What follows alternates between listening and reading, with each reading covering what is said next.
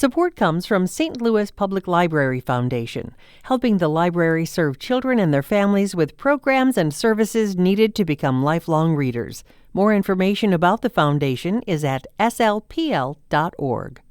This is St. Louis on the Air from St. Louis Public Radio. I'm Elaine Cha.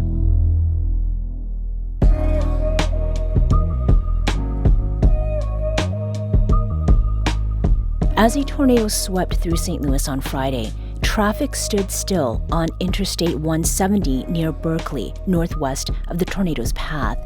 The immediate cause of the backup was a handful of drivers who were parked underneath an overpass seeking safety from the tornado.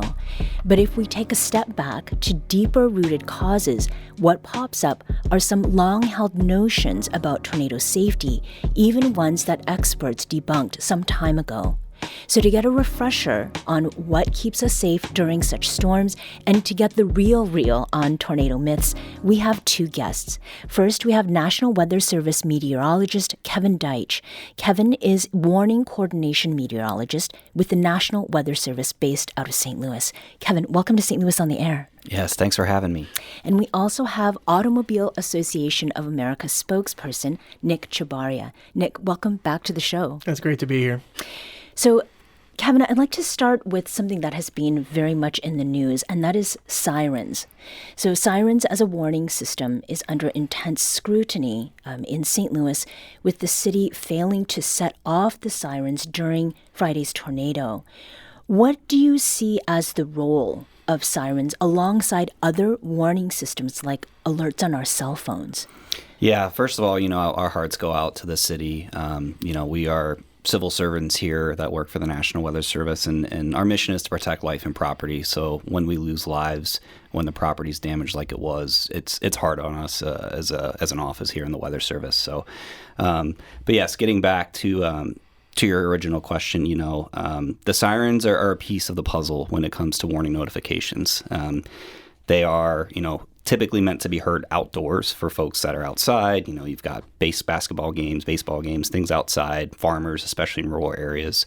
But they're a piece. They're a larger piece to, having a weather radio, having other ways, your cell phone through the wireless emergency alert system. So there should be multiple ways to get that warning information because sometimes things fail. In this case, the sirens did, but, other times it's power goes out, so your cell phones don't work or things like that. So it's very important to have multiple ways to receive information, and that's something that we try to preach, in all of our outreach that we do. Right.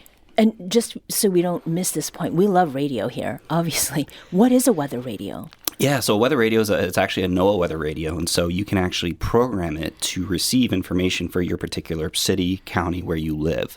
So you can program it to say, hey, let me know when there's a tornado warning issued for the city of St. Louis, and it will alert when that warning does go out. What are some of the other methods of getting severe weather warnings to the public if some of the things that you've described are not working as they should? Yeah, so that's why it's nice to have, you have the sirens, which is a separate system. You have the wireless emergency alert system, which that goes through cell phone towers. So our warnings go out, they hit the cell phone towers, and then if you're in the warning, your phone will go off and say, hey, you're in a tornado warning. Then you have the weather radios, which run off of more of a telephone line. So that's another kind of separate entity. It's not cell service. It's more old school telephone lines. Right. And then you have, private weather apps, TV media. So there's multiple ways to get that information, and that's what we always try to say, because sometimes things fail. And so redundancy is very, very key in this process. Right. Well, on today's show, we are busting or giving some validity to common storm and tornado myths, like is it safe to park under an overpass or bridge during a storm? Or do tornadoes hit cities differently than rural areas? And we want to hear from you. What storm safety tips have you heard over the years? What was your experience during Friday's tornado? Give us a call at 314-382-8255. That's 314-382-TALK. You can also email us at talk@stlpr.org. I want to ask one more question about signals or signs. Why didn't Friday's tornado have that classic, funnel cloud look to it? Yeah, tornadoes are all different. A lot of times we watch twisters, or you see the tornadoes out in the plains where there's no trees or things in the way, and they always look picturesque and a nice solid funnel. But tornadoes really come in all different shapes and sizes, and a lot of it depends on your perspective too. If you're west of the tornado or south of the tornado, it might look a little bit different to you. Mm-hmm. So really just they come in all different shapes and sizes, and so this one was one that spun up very quickly, and that seemed to become pretty rain wrapped with time. What I mean by that is, the rain kind of shrouded the view of it, especially as it moved further east towards the city. Mm-hmm. Now, Nick, I want to bring you into the conversation before too long, because a lot of what people were seeing, especially through social media, was people on the road taking video, being terrified while they were in their cars. Now, there is a notion out there that being out in the open, on the highway, parking under an overpass or a bridge is a safe place to ride out the storm. True or false? That's going to be false. And, I appreciate you having us on. And, of course, AAA as well. Our hearts go out to everybody impacted, including our more than 960,000 members across Missouri and Southern Illinois. And AAA really started as a motorist advocacy organization, and that continues today with education on important topics like this. Mm-hmm. So the notion that, an underpass can be a safe place to park during a storm is a complete myth. It actually has the opposite effect. What happens is that overpass can actually create a funnel for debris. So you think about that large debris field, it has to go through that overpass, and it can create a funnel and actually pick up speed while you're sitting under there. There's also the potential for structural failure of that overpass, which could cause more damage. So, and then not only that, what we really saw happen, last week was you have traffic stopped on the interstate, and that creates a very dangerous situation for all the drivers that are out there during that storm. It seems, though, that would be a natural reaction to stop. I mean, where are you going to go? Before we get to that point, though, I've heard from people that they were told that being under an overpass is the safe thing to do. Do you have any idea, Nick, where that comes from? Not from any official, standpoint, but I think you're right. It's the common sense, right? If it's raining, for example, you're out and about, you want to get under cover to stay dry. Mm-hmm. That's different, though, when you're on the road for the reasons that we discussed. And also, again, it just creates a hazard for the folks out on the road. Yeah. Nick? Yeah, I was just going to... Kevin, I'm sorry. I think a lot of it comes from, the movies, both Twisters movies, they get under overpasses and I think you made a great point about, it's the debris. It's that 2x4 going at 100 miles an hour that does damage in a tornado. It's not necessarily, the wind. It's the debris that you're trying to protect yourself from. Mm-hmm. So, when you're sitting under an overpass, especially if you leave the car to kind of climb up and get under the overpass, all that debris is going to be funneled right where you are. Yeah. So it's a horrible place to be. And I think a lot of it comes from the hail side of things as to why people stop there. Likely there was some hail falling, and so their windshields were getting hit and battered. So they're like, I need to get under this overpass. But, with a tornado on the way, and then not only that, like you mentioned, you're blocking traffic. Mm-hmm. It's just a very dangerous situation. So, Kevin, you talked about not being able to see the funnel because of some shrouding that would happen. And Diane says she's heard the myth that tornadoes don't occur when it's raining. I mean, hail, but rain, what about this? Yeah, that's another myth. Actually, in some cases, the rain can kind of help the tornado in the sense that it helps kind of lower the cloud base and actually gets that tornado closer to the ground, or that funnel closer to the ground. Mm-hmm. So no, the rain-wrapped tornadoes actually around here are fairly common. That's why we don't get a lot of great pictures of tornadoes around here, because a lot of times they're wrapped in that rain. Mm-hmm. So we see that pretty frequently here. Yeah. Let's go back, Nick, to vehicles and what's happening there, particularly when it comes to that debris. I heard for the first time someone say that leaving the windows open or opening the windows of the car balances the pressure, or maybe keeps the car from being rolled or thrown. What is what's the truth-o-meter coming in on that? So I think Kevin can probably touch on the pressure changes when a storm like that comes through. But from a practical standpoint, if you are out when a tornado or a severe thunderstorm is rolling through, again, that debris is really what can cause a lot of damage. So having your windows down is going to put you at greater risk of exposure to that. And for that reason, we would recommend if you are stuck out and you're stopped on the side of the road to keep your windows up, simply to prevent that debris from coming through. Okay.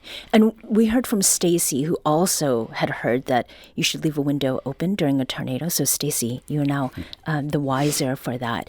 We want to invite you to the conversation. What questions do you have, perhaps about myths or other things that you've heard about safety during tornadoes?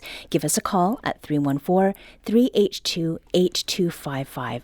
That's 314-382-TALK. You can also send email to talk@stlpr.org. Now, if you are in a vehicle, should you get out of it? So, Kevin, is seeking shelter somewhere else, is that okay if you are on foot? Yeah, the preferred method is to always be in some sort of shelter. So I always tell folks, if you're in a vehicle, you get that tornado warning. Like I said, now your cell phone will light up. So you're driving, you hear some audible alert. That's likely the warning going out. You want to find shelter, gas station, anywhere you can get off the road and get in a shelter. What we've heard lately in a lot of the latest research as far as what to do if you're absolutely stuck in a vehicle, you have nowhere else to go. I know the old myth used to be hop in the ditch, right? Yes, that's right. It did used to be that. There's issues with that, though. Obviously, you're putting yourself with no protection whatsoever when you do that. And also, ditches flood in storms. And so we've actually had in Oklahoma City some folks that did that, and they ended up drowning in the ditch that they sought shelter in. So we always say, if absolute worst case scenario, like he mentioned, stay in the vehicle, head down underneath the window line because the windows likely will break. Okay. But vehicle safety has gotten so much better in the last 20 to 30 years that your chances are better just staying in the vehicle. And if it rolls, then you have at least a chance of survival with your seatbelt on. Okay. Nick, if you're in the car, do you pull over to the side of the road, especially if there's low visibility? So that's a great question, and I think we're talking about severe rain, maybe hail, even dust, for example. Certainly making sure you can see and that other drivers can see you.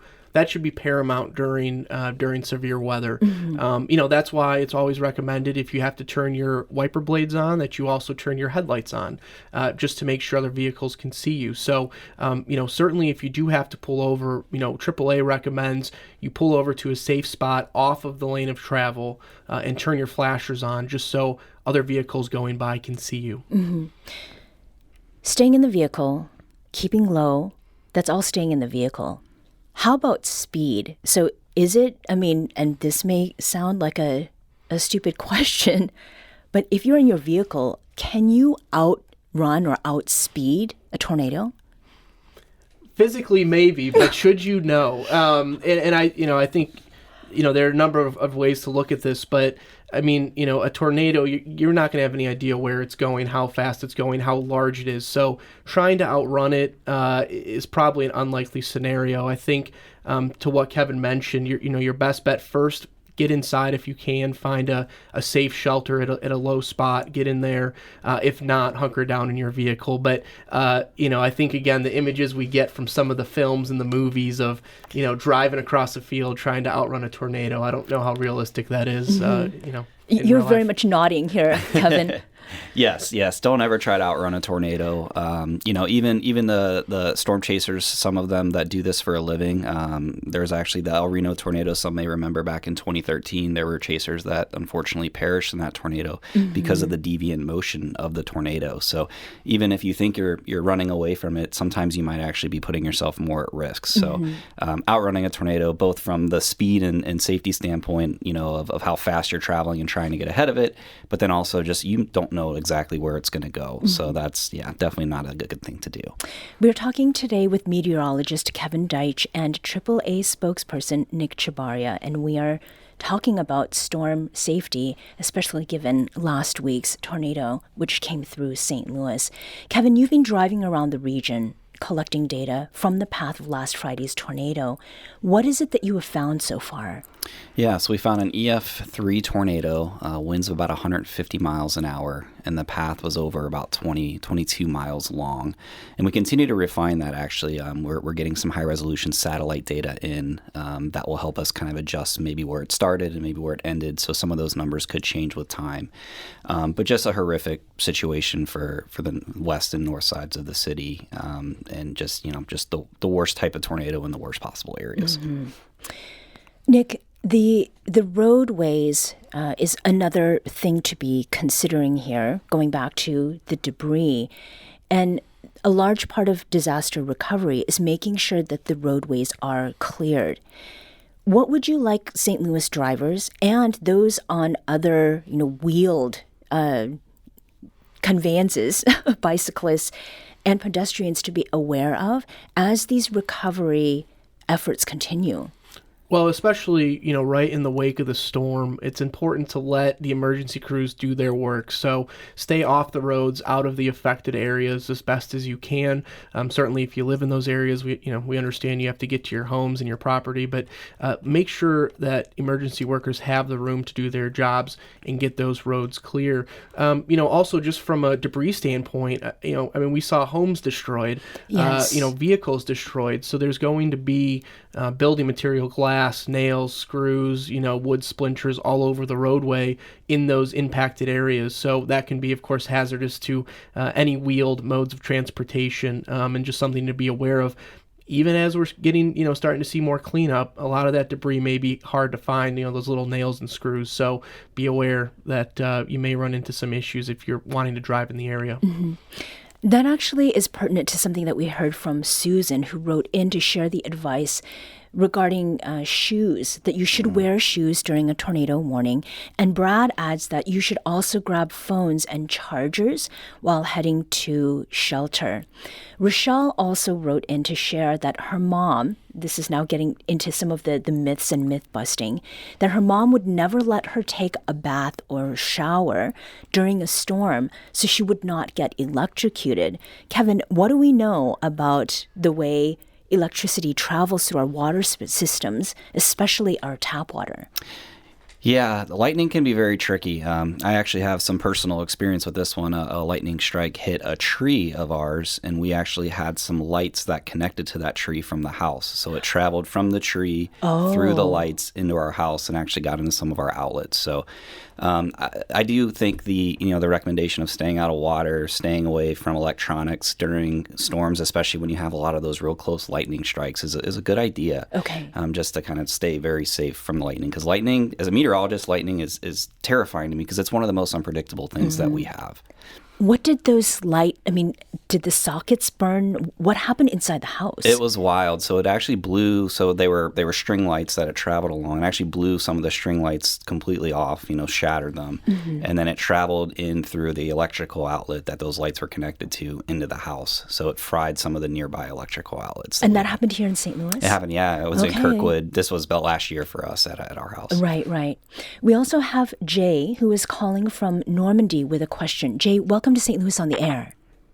Hi, two quick comments or a question, too. On the reason why people go to overpasses to be under them, and they want to protect their paint or their windshield, obviously. And number two, we were up around 270 and 255.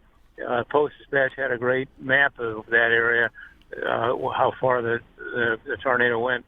And we were pretty close to the wind down of it, but you couldn't see anything even up in that area, 270 and 255 in Illinois. And so what do you really do when you can't see? You just pull off and hope you're on the shoulder? What's your thought? Mm-hmm. Jay, we're glad to hear that you're safe, first of all, and thank you for that question. Nick? Yeah, I appreciate that question and great information for folks to know. Again, your main objective as a driver is to be able to see what's going on around you. So as that storm's starting to come in, if visibility is getting that bad to the point where it becomes zero essentially, that's when you want to pull over, before it gets to that point, but anticipate that storm coming in and get to a safe spot. It can be, and I'll acknowledge, it can be hard to make that judgment call, right? You're not sure where the storm's coming from.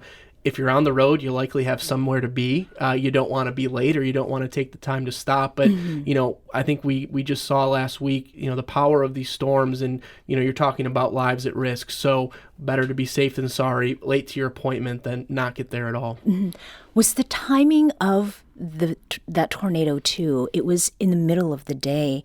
How much of that affected the outcome of that for those who are on the roadways, Nick? Well, when you're talking about impact from a storm, of course, the more vehicles there are on the road, the more people that are out, the higher risk for damage and injuries and lives lost. So certainly that mid-afternoon tornado and storm presented its own unique challenges with the amount of people that were out and about.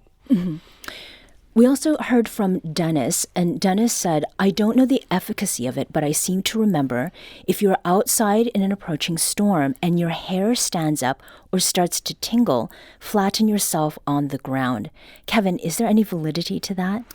Yeah, there is. So when you actually are about to get a lightning strike, you will actually feel the hair on your body stand up. That being said, when you feel that, the objective is to get indoors, get away from windows. If you're absolutely nowhere else and you're in the middle of a field, hopefully not in a storm, you want to make yourself as small as possible. But if you're anywhere near a structure, same thing with a tornado, you want to get to that structure immediately. There's also a myth that pertains to cities and non-city areas, and it was dispelled Friday because in the past, tornadoes have hit St. Louis. The last one was in 1959. Tornadoes do not hit cities, or St. Louis can't be hit by a tornado because there's too much concrete. So Kirkwood is not the city of St. Louis. How likely is it that you're going to get struck again? Yeah, tornadoes strike everywhere. These myths, this year's been a really good, like you said, kind of a myth buster for some of these things. They cross rivers. That's the one I hear all the time too. The tri-state tornado actually of 1925, I think, crossed 7 or 8 rivers as it went through 3 different states.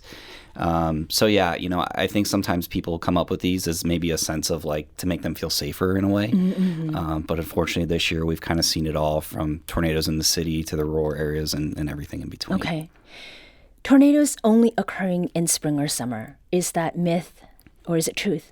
That is myth. So some may remember the Edwardsville tornado that we had back in 2021 in the Amazon plant. Right. That was our last loss of life in tornadoes. And so, that was in December. So that was winter.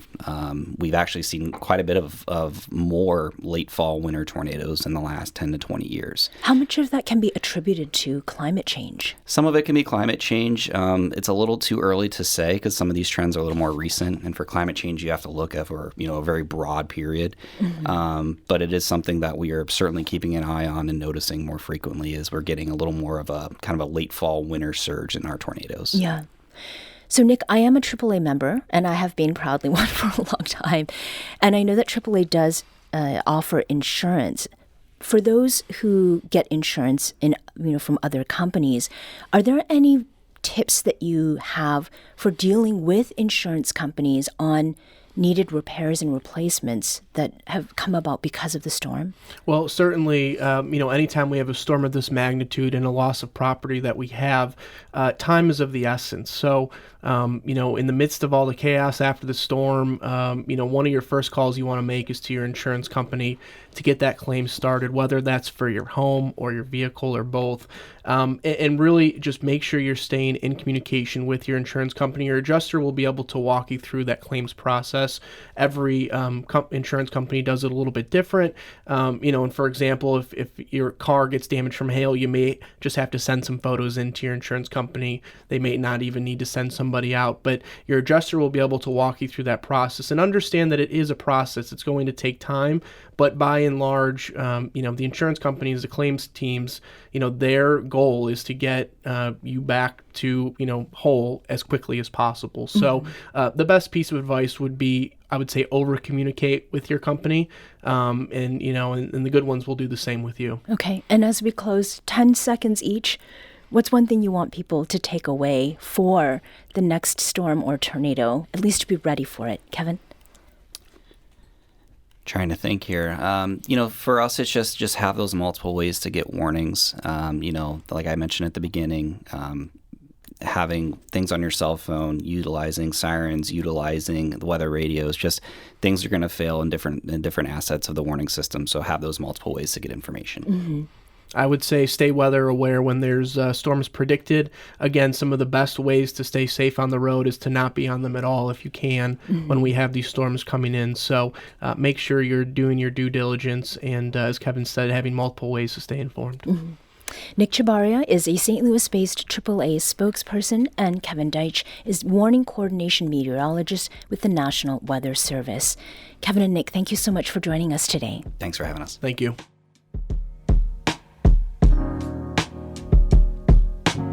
This episode was produced by Emily Woodbury.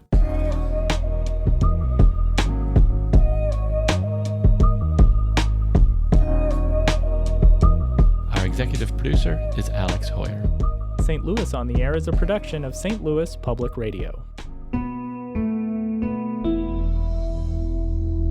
Understanding starts here. Do you find yourself regularly listening to episodes of St. Louis on the Air? Suggest us to a friend you think might enjoy our conversations, and leave us a review and rating on Apple Podcasts on the App Store. It's the simplest way to help people discover our show. Thank you. St. Louis Public Radio is a member-supported service of the University of Missouri St. Louis.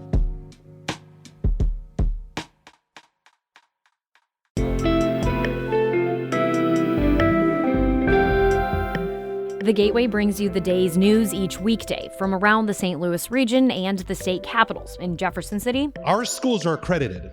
We don't need this bill. And Springfield. How many more years must pass before lawmakers see time is of the essence? I'm Abby Larico. Join me each weekday for The Gateway on the STLPR app or wherever you get podcasts.